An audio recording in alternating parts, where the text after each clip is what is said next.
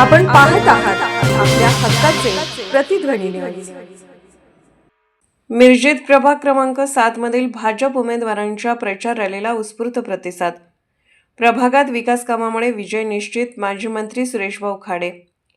मिरज शहरातील प्रभाग क्रमांक 7 मध्ये भारतीय जनता पार्टीच्या अधिकृत उमेदवारांच्या भव्य प्रचार रॅलीला रविवारी मोठा प्रतिसाद मिळाला।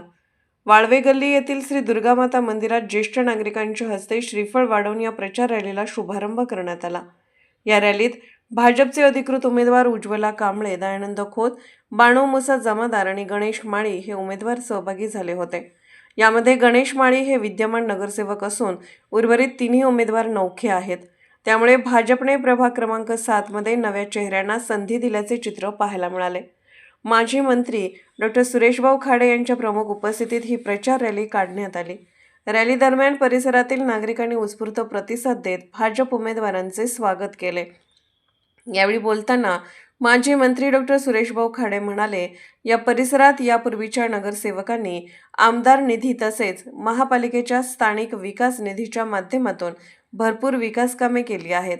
त्याच विकासाच्या बळावर जनतेने भाजपच्या उमेदवारांना पुन्हा मोठ्या मताधिक्याने विजयी करावे असे आवाहन त्यांनी केले।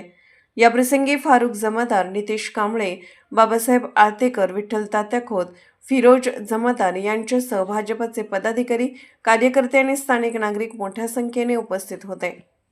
प्रभाग क्रमांक 7 मध्ये झालेल्या विकास कामांच्या जोरावर भाजपला भरघोस मतांनी विजय मिळेल असा विश्वास माजी मंत्री डॉ. सुरेशभाऊ खाडे यांनी व्यक्त केला। आज सांगली मिरज कुपवाड महानगरपालिकेच्या निवडणुकीची रणधुमाळी चालू झालेली आहे।